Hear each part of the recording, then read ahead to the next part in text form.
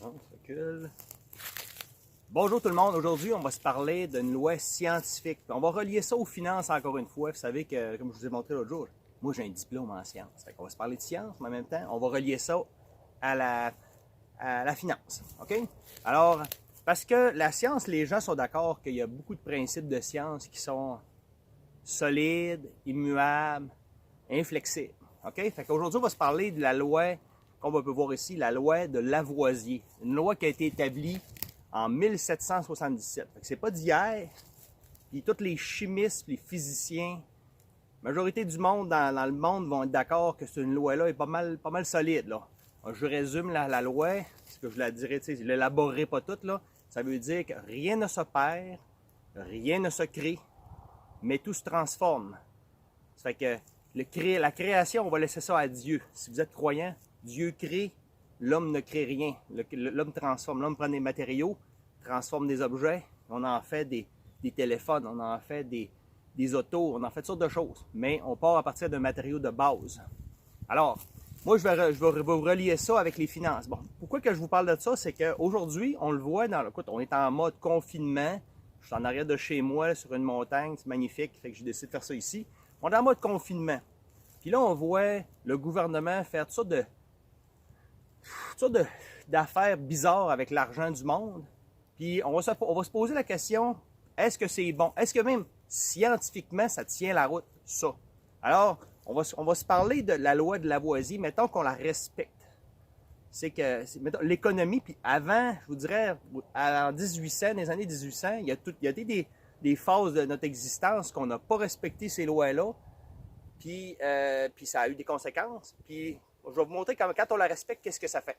Donc, avant 1913, qu'est-ce qui se passait?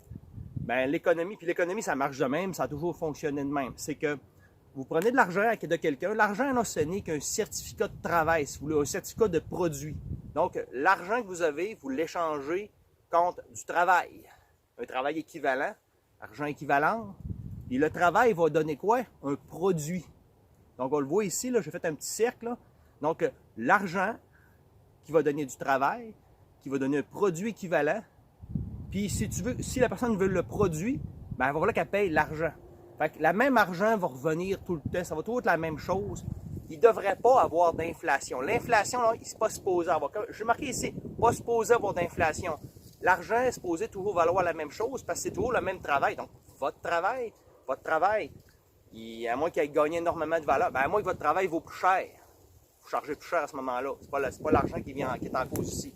Alors, qu'est-ce qui arrive quand on brise la loi? Qu'est-ce qu'on veut tricher cette loi de Lavoisier-là? Alors, je vais monter un autre petit graphique ici. Alors, qu'est-ce qui arrive aujourd'hui avec les affaires que le gouvernement fait? Là? Donner des subventions d'urgence aux gens qui ont perdu leurs emplois, c'est peut-être plaisant, c'est peut-être, je vous dirais, c'est peut-être un besoin. Beaucoup de gens ont besoin d'avoir ça, sinon ça ira pas bien. Puis après, il y a d'autres gens aussi qui ne travaillent pas. Mais ça, on voit plus ça au niveau des gens qui travaillent au gouvernement, dans différents postes. Là. Je ne veux pas nommer un poste plutôt qu'un autre parce que je ne veux pas choquer des gens non plus. Fait qu'il y a des gens, surtout au gouvernement, qui ne travaillent pas ou presque pas, puis ils reçoivent plein salaire. Bon, qu'est-ce que ça donne? C'est quoi l'impact de ça? Alors, c'est de l'argent, comme vous voyez sur le tableau, c'est de l'argent qui est mis dans le système sans qu'il y ait eu aucun travail. Qu'est-ce que ça engendre? Vous voyez la petite boucle ici? C'est marqué « L'argent devient plus grand. » Donc, il y a plus d'argent que ce que de travail accompli. OK? Tout le monde est d'accord avec ça? Moins de travail, mais plus d'argent. Parce que il y a pas, ah, mais vraiment, il n'y a pas plus d'argent. Oui, il y a plus d'argent. Il n'y a pas le travail qui a été fait. S'il y a de l'argent, l'argent n'est pas supposé en avoir plus jamais. À moins qu'il y ait plus de travail. À moins qu'il y ait plus de produits. Mais là, il y a moins de travail, moins de produits dans le marché actuellement. Mais là, on continue d'injecter de la nouvelle argent. De la nouvelle argent qui vient d'apparaître, qui n'a pas été créée. OK? Il n'y a pas personne qui est allé miner dans une mine. Personne, tout le monde est arrêté. Alors, plus d'argent, moins de travail. OK? Vous voyez la petite signe là? Plus grand, moins, vous ramenez vos mathématiques de secondaire 2. Là. Alors, plus ou moins, même que je pense que c'est secondaire 1 même, ces choses-là. Alors, plus d'argent, moins de travail. Donc, moins de travail égale le même nombre de produits, puisque le travail qui a été fait générait un produit. Mais on s'entend que moins de travail, il y aura moins de produits aussi, mais ça va s'égaler. Puis l'autre affaire qui va arriver, c'est que Quand on va arriver pour réacheter ce même produit-là, mais là, il y a plus d'argent dans le système. OK? Quand on arrive au second tour, il y a plus d'argent dans le système qui a été injecté, puis il y a moins de produits. Donc, le produit devient rare. Moins de produits, plus d'argent égale le produit va coûter plus cher. C'est ça l'inflation. Plus l'argent est injecté nouvellement sans aucun travail qui a été fait. Donc, qu'est-ce qui va arriver? Le produit va valoir plus cher. On augmente la valeur du produit, puis là, après ça, quand les gens vont arriver pour travailler, ben, on va demander plus cher. Parce que les gens qui travaillent, tous les gens qui arrivent avec leur argent qui n'a pas été travaillé, ils ont de l'argent dans leur poche sans avoir travaillé. Alors, le travail va valoir plus cher aussi.